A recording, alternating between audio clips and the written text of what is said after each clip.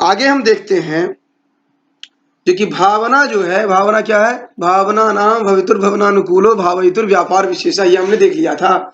अब क्या है कि भावना कितने तरह की होगी, तो साचा द्विधा, वो दो प्रकार की होगी, शाब्दी भावना, आर्थी भावना। ये भावना जो है यह दो प्रकार की होगी, शाब्दी भावना और आर्थी भावना। अब परीक्षा में जो प्रश्न किया जाता है वो इस तरह किया जाता है, जो भावना क्या है या फिर भावना कितने प्रकार की है, तो उसमें भी ये पूछा जाता है कि शाब्दी भावना और आर्थी भावना दो आ जाते हैं, तो फिर ये पूछा जा सकता है कि शाब्दी भावना क्या है, आर्थी भावना क्या है, फिर उसके विस्तार में। तो हम चलते हैं, सबसे पहले शाब्दी भावना को देखते हैं। शाब्दी भावना क्या है, तो कह रहे हैं तत्र पुरुष प्रवृत्त्यनुकूलो भावयितुर्व्यापार विशेषः शाब्दी भावना। तत्र पुरुष प्रवृत्त्यनुकूलो भावयितुर्व्यापार विशेषः शाब्दी भावना। सा च लिंगंसेन उच्यते, लिंग श्रवणेन अयं मां प्रवर्तयति मत् प्रवृत्त्यनुकूल व्यापारवान् अयम् इति नियमेन प्रतीतेः। यदि यद्यस्मात् शब्दात् नियमतः प्रतीयते तत्तस्य वाच्यं, यथा गाम आनय इत्यस्मिन् वाक्ये गो शब्दस्य गोत्वं। सा च व्यापार विशेषो लौकिक वाक्ये निष्ठोभिप्राय विशेषः।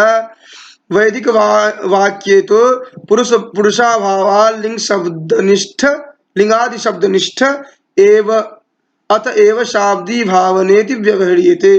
कह रहे हैं ये जो हमने दो भेद कहा था वहां पर, तत्र अर्थात उन शाब्दी भावना और अर्थी भावना दो भेद जो हमने कहा था, इनमें व्यक्ति की प्रवृत्ति का जनक अथवा सहायक प्रयोजक का व्यापार विशेष जो है वह शाब्दी भावना है। वह शाब्दी भावना जो है लिंगंश से व्यक्त होता है। तो ये ध्यान रखेंगे, जो शाब्दी भावना किससे व्यक्त होता है, लिंगंश से, ये नोट कर लेंगे, लिंगंश से। साचा लिंगंसेन उच्यते, शाब्दी भावना किससे अभिव्यक्त होता है, लिंगंश से। क्योंकि क्यों इस तरह कर रहे हैं, तो लिंग का श्रवण करने से, श्रवण होने पर निश्चित रूप से यह प्रतीत होता है कि मुझे यह प्रवृत्त कर रहा है, अर्थात मेरे प्रवृत्ति के अनुकूल व्यापारवान है यह, अर्थात मेरी प्रवृत्ति के लिए जो अनुकूल व्यापार है उस व्यापार वाला यह है। जैसे आप ये समझेंगे, जो कि हमें यूजीसी परीक्षा में प्रेरित करवाने के वाला जो व्यापार है उससे युक्त ये है, अर्थात ये उस तरह के व्यापारवान है यह। जो अर्थ जिस शब्द से नियमतः प्रतीति होती है वह अर्थ उस शब्द के वाच्य होते हैं, ये तो आप जानते ही हैं।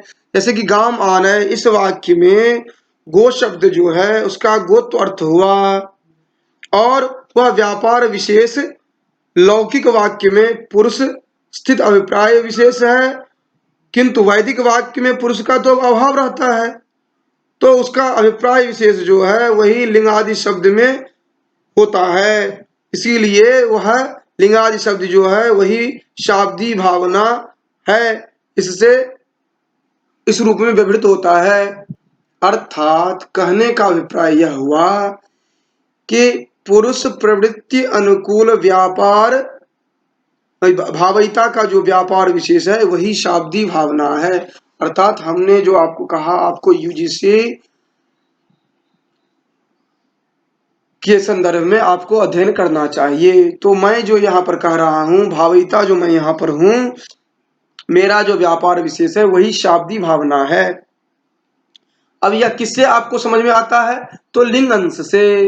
मैं कहता हूँ जो कि जैसे वेदाय वाक्य कहता है स्वर्ग कामो यजेत, यजेत में जो लिंगंश है उससे आपको समझ में आता है जो कि यह जो है हमें इसके लिए प्रेरित कर रहा है। मैं आपको कहता हूँ पठेत, आपको पढ़ना चाहिए, तो आपको लगता है पठेत पद सुनते ही आपको लगता है जो कि ये हमें पढ़ने के लिए प्रेरित कर रहे हैं।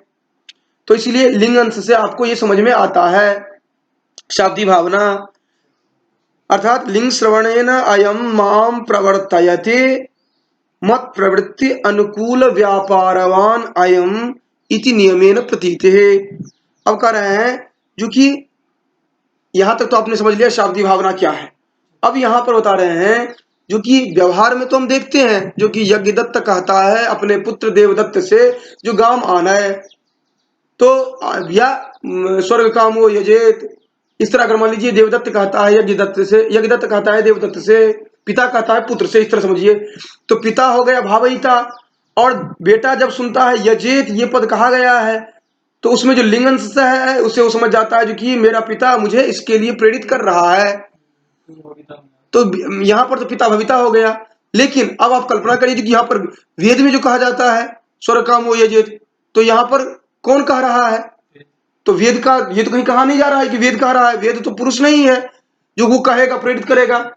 तो वेद में जो वाक्य कहा गया है वह वाक्य ही मान लिया जाता है कि भावयिता है, और वो भावयिता उस वाक्य में जो कहा गया है, जो सेंटेंस जो कहा गया है, उस सेंटेंस में जो लिंगंश है उसको मान लिया जाता है जो कि वेद जो है हमें ये प्रेरित कर रहा है इसके लिए। तो इसीलिए वहां पर वाक्यनिष्ठ जो है अभिप्राय जो है, अर्थात वाक्य में जो अभिप्राय है उसी को समझ लेता है व्यक्ति, और स्वर्ग कामो यजेत में यहाँ पर भावयिता कौन हो गया? वेद वाक्य द्वारा कहा गया जो अभिप्राय विशेष है, तो उसी को हम कहते हैं शाब्दी भावना वहां पर। अतएव शाब्दी भावनेति व्यवह्रियते, मतलब लिंगंश जो है उससे आप समझ पाते हैं।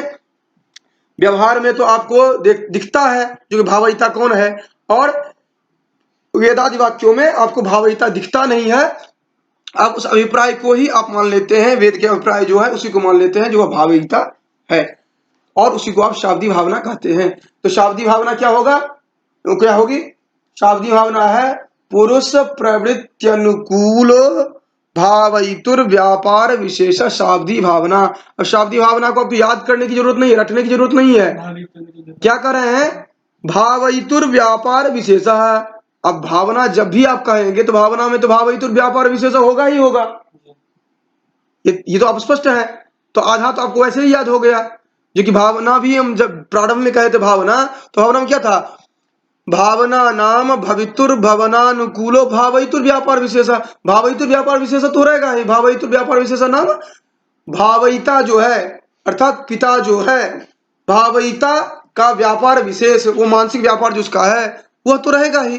भावयितुर व्यापार विशेष है भावना। अब किस तरह, तो शाब्दी भावना क्या है? तो शाब्दी भावना भावयिता व्यापार तो रहेगा ही, उसके साथ साथ क्या होगा?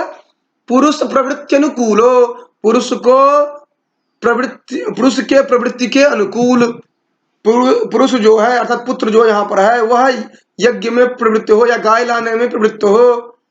तो शाब्दी भावना का लक्षण क्या हो गया? पुरुष प्रवृत्ति अनुकूलो भावयितुर व्यापार विशेषा शाब्दी भावना। अब अलग से आपको याद करने की जरूरत नहीं है, पुरुष प्रवृत्ति अनुकूलो भावयितुर व्यापार विशेषा शाब्दी भावना। ठीक,